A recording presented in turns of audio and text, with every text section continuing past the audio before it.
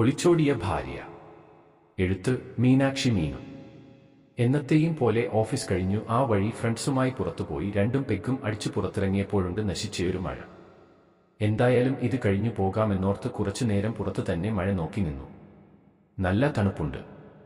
സമയം എത്രയായി കാണും? പോക്കറ്റിൽ നിന്നും മൊബൈൽ ഓൺ ചെയ്ത് നോക്കിയതും തെളിഞ്ഞു കണ്ടു. 9:10. ഹാ, ഇനിയും സമയമുണ്ട് എന്നാലോചിച്ച് മൊബൈൽ തിരികെ വയ്ക്കാൻ ഒരുങ്ങിയപ്പോഴാണ് ഒരു കാര്യം ശ്രദ്ധിച്ചത്. ഇന്നൊരു കോൾ പോലും വന്നിട്ടില്ലല്ലോ മീനുവിന്റെ വക. അല്ലെങ്കിലിപ്പോ ഒരു 10 എണ്ണം വരേണ്ട സമയം കഴിഞ്ഞു. ഒരിക്കലും എടുക്കാറില്ല, എന്നാലും നന്നാവില്ല, വിളിച്ചു വെറുപ്പിച്ചോളും. ഇന്നെന്നാ പറ്റിയോ എന്തോ. മഴയൊരു വിധം കുറഞ്ഞതും വേഗം വീട്ടിലേക്ക് വെച്ച് പിടിച്ചു. വീടിന് മുന്നിൽ വന്നു ഹോണ് അടിച്ചിട്ടും ആരും വാതിൽ തുറക്കുന്നില്ല. ഇവളിത് എന്നാ എടുക്കുക അകത്ത്. ആകെ ദേഷ്യം വന്നു. ഗേറ്റ് തള്ളി തുറന്ന് കാർ പാർക്ക് ചെയ്ത് നോക്കിയപ്പോ ഉണ്ട് വീടിന്റെ മുൻവശത്ത് പോലും വെളിച്ചമില്ല. ആളുള്ള വീട് തന്നെയാണോ ഇത് എന്നാലോചിച്ചുകൊണ്ട് കതക് തുറന്നതും അകത്തും വെളിച്ചമില്ല. വേഗം ലൈറ്റ് ഇട്ട് നോക്കി. കതക് പോലും ലോക്ക് ചെയ്യാതെ ഇരുട്ടത്ത് ഇവളെന്നാ എടുക്കുക. ഈ പെണ്ണിന്റെ കാര്യമായതുകൊണ്ട് ഒന്നും പറയാൻ കഴിയില്ല. മുറിയിൽ ഇരുട്ടത്ത് കുറേ നേരം ഇരിക്കുന്നത് കാണാം. ചോദിച്ചാൽ പറയും, നല്ല രസല്ലേ രാജീവേട്ടാന്ന്. എന്ത് രസം, ആർക്കറിയാം. റൂമിലൊന്നും അവളില്ല. വീട് മുഴുവൻ അരിച്ചു പെറുക്കി നോക്കി. ഉച്ചത്തിൽ മീനു എന്ന് വിളിച്ചു നോക്കി. അവളില്ല. ഇവിടെയെങ്ങും അവളില്ല. ആകെ മൊത്തം അതുവരെയില്ലാത്തൊരു ഭയം എന്നെ ബാധിച്ചു തുടങ്ങി. എവിടെ പോയി ഇവൾ? അതും ഈ അസമയത്ത്. അന്വേഷിക്കാനാണ് എന്റെ വിധി. ഇത്തിരി ബോധമുള്ള ഒരെണ്ണത്തിനെ കെട്ടിയാൽ മതിയായിരുന്നു. 4 രാത്രി ബാത്റൂം പോണെങ്കിൽ കൂടി എന്നെ വിളിച്ചു നിർത്തുന്ന ഇവൾ ഈ രാത്രി എങ്ങനെ ഭയക്കാതെ? ആലോചിച്ചിട്ട് ഒരെത്തും പിടിയും കിട്ടുന്നില്ല. വെറുതെ കുറച്ചുനേരം കൂടി സോഫയിൽ പോയിരുന്നു. അവളുണ്ടെങ്കിൽ ഇങ്ങനെ ഇരിക്കാൻ സമ്മതിക്കില്ല. അപ്പോ വരും എന്തേലും പറഞ്ഞുകൊണ്ട്. അതും മനുഷ്യന് മനസ്സിലാകാത്ത കുറെ സാഹിത്യം. ഒന്ന് മൊബൈൽ നോക്കാനോ ടിവി കാണാനോ ഒന്നും സമ്മതിക്കാതെ എപ്പോഴും കലപില പറഞ്ഞുകൊണ്ടിരിക്കും. ഒച്ചയെടുത്ത് ഓടിക്കുന്നത് വരെ.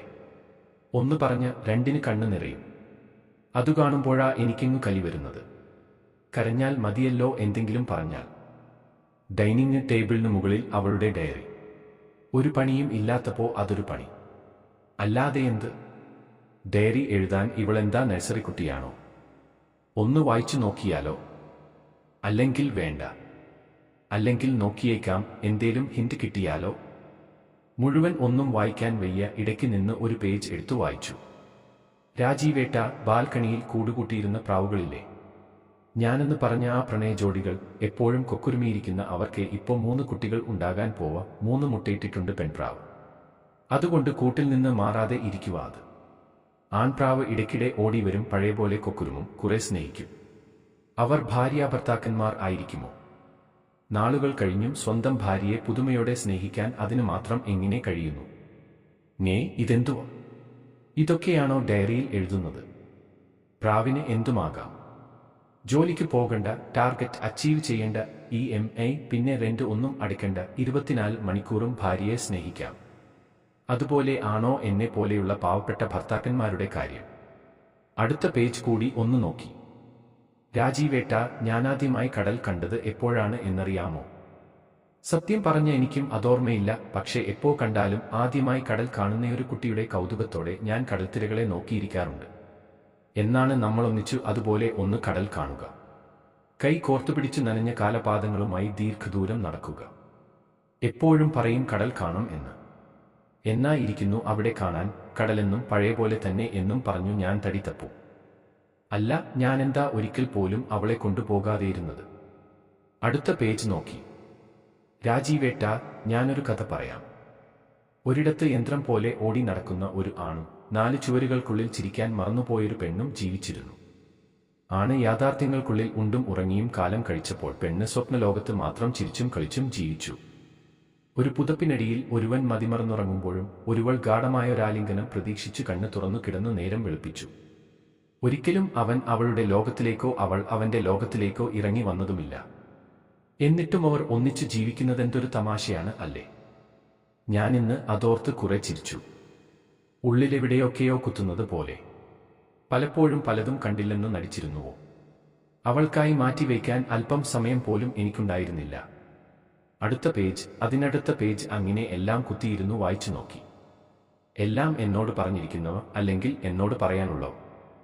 ഇഷ്ടങ്ങൾ, ആഗ്രഹങ്ങൾ, സ്വപ്നങ്ങൾ.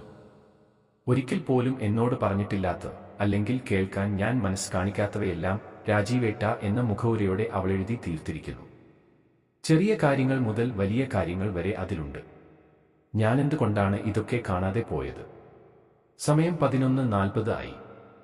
ആരെയാ ഒന്ന് വിളിക്കുക? അങ്ങനെ ഒരു രാത്രി പോയി നിൽക്കാൻ മാത്രം അടുപ്പമുള്ള ആരുമില്ല അവൾക്കിവിടെ. കൂട്ടുകാരോ ബന്ധുക്കളോ ആരും. അവൾക്ക് ആകെയുള്ളത് ഞാനാണ്. അതെ, ഞാനാണ്. അത് ഞാനെന്തേ ഓർക്കാതെ പോയി? കത്തിലെ അവസാന വരികൾ ഉള്ളിലേക്ക് ഇരമ്പി വന്നു. രാജീവേട്ട, എന്റെ രാജീവേട്ട, നിങ്ങളെ സ്നേഹിച്ചതുപോലെ ഞാൻ ഈ ഭൂമിയിൽ മറ്റൊന്നിനെയും സ്നേഹിച്ചിരുന്നില്ല എന്ന് മാത്രം അറിയുക. നെഞ്ചിലാകെ കൊളുത്തി വലിക്കുന്ന വേദന. എവിടെ നിന്നെങ്കിലും അവൾ എന്നെ ഒന്ന് വിളിച്ചിരുന്നെങ്കിൽ. ഓരോ തവണ ആ പേര് ഫോണിൽ കാണുമ്പോൾ ഒക്കെ ഓർക്കും, ഇവൾക്ക് വേറെ ഒരു പണിയുമില്ലേ എന്ന്. പക്ഷേ ഇപ്പോൾ എവിടെ നിന്നെങ്കിലും രാജീവേട്ട എന്ന് വിളിച്ചുകൊണ്ട് അവൾ വരുമെന്ന് പറഞ്ഞു ഞാനെന്നെ സമാധാനിപ്പിക്കാൻ ശ്രമിച്ചു. വയ്യ, ഞാനിങ്ങനെ ഇരുന്നിട്ടോ? ഒന്ന് തിരക്കുകയെങ്കിലും ചെയ്യാം. വഴിയിൽ എവിടെങ്കിലും ഉണ്ടെങ്കിലോ ചിലപ്പോ. വെറുതെ വണ്ടിയെടുത്ത് റോഡെല്ലാം ഓടിച്ചു നടന്നു. അവിടെയെങ്ങും ഒരു മനുഷ്യകുഞ്ഞു പോലുമില്ല. മണിക്കൂറുകൾ കടന്നുപോയി. നേരം വെളുക്കാൻ പോകുന്നു. എന്തു വേണം? എവിടെയാണ് എന്റെ പെണ്ണ്? ആരോട് പറയണം? എവിടെ തിരക്കണം? ആരോട് പറഞ്ഞാലും ആർക്കും അവളെ മനസ്സിലാവില്ല. കെട്ടിച്ചമച്ച കഥകൾ പലതും കേൾക്കേണ്ടി വരും. എന്തു ചെയ്യണം ഒന്നുമറിയില്ല എനിക്ക്. ആകെ അലഞ്ഞു മനസ്സ് മരവിച്ച അവസ്ഥയിലാണ് വീട്ടിലേക്ക് കയറി വന്നത്. പോയപ്പോ കഥ കഴിക്കാൻ പോലും മറന്നുപോയി ഞാൻ. തളർന്നു വന്നു സോഫയിൽ ഇരുന്ന് കണ്ണടച്ചു. മുഖമാകെ നനയുന്നു. ഞാൻ കരയുകയാണോ എന്തോ? കണ്ണ് തുറക്കണ്ട. കരയുന്ന എന്നെ എനിക്ക് തീരെ ഇഷ്ടമല്ല. ഇപ്പോ ഉള്ളിലെ വേദന അങ്ങനെങ്കിലും തീരട്ടെ. പെട്ടെന്ന് തണുത്ത വിരലുകൾ എന്റെ മുഖത്ത് തൊട്ടത് ഞാനഞ്ഞു. വളകൾ കിലുങ്ങുന്ന ശബ്ദം. കണ്ണ് തുറന്നു നോക്കിയതും മുന്നിലവൾ. കണ്ടതും കൈ വീശിയൊന്ന് പൊട്ടിച്ചു. ഇടക്കവിളിൽ തന്നെ പേ എന്നൊരു ശബ്ദം കേട്ടു. കണ്ണീർ തുടയ്ക്കാൻ വന്നിരിക്കുന്നു അവൾ. ഞാൻ കൈ കുടഞ്ഞു. എന്റെ കൈ പോലും നൊന്തുപോയി. വേണ്ടായിരുന്നു. കവിളും പൊത്തിപ്പിടിച്ചു നിൽക്കുന്ന പെണ്ണിനെ പിടിച്ച് നെഞ്ചിലേക്കിട്ട് ഇറുകെ കെട്ടിപ്പിടിച്ചു. എന്തൊക്കെയോ പറയാനുണ്ട്. ഒന്നും വരുന്നില്ല.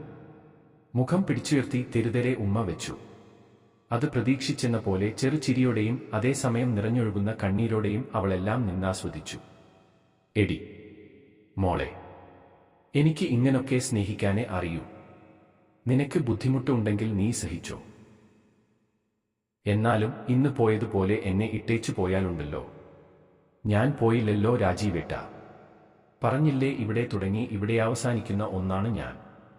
ഇവിടം വിട്ട് എവിടെ പോകാൻ? എന്റെ നെഞ്ചിൽ തൊട്ടുകൊണ്ട് അവൾ പറഞ്ഞു. എന്നായാലും പറയാൻ ഉണ്ടേൽ നേരെ ചൊവ്വേ പറയാൻ പഠിക്കണം. അവിടെയൊരു സാഹിത്യം. എവിടെ ഒളിച്ചിരുന്നു ഇത്ര നേരം? വീടിന് പിറകിലാ വിറകുപുരയില്ലേ അവിടെ? നിനക്ക് എന്നാതിന്റെ അസുഖവാ? രസല്ലേ രാജീവേട്ട? കർണത്ത് ഒരെണ്ണം കിട്ടിയതും രസമായിരുന്നല്ലോ അല്ലേ? എന്തായാലും നാളെ നിന്നെ കടലിൽ കൊണ്ടുപോയി മുക്കിയിട്ടേ കാര്യമുള്ളൂ. ശരിക്കും? ആ ശരിക്കും.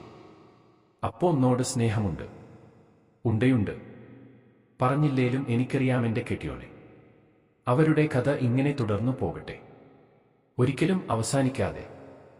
നിങ്ങൾക്കും ഇടയ്ക്കിങ്ങനെ നോക്കാവുന്നതാണ് ജീവിത പങ്കാളിയുടെ എഴുതി മാറ്റിവയ്ക്കുന്ന ഡയറി പേജുകളിലേക്ക്.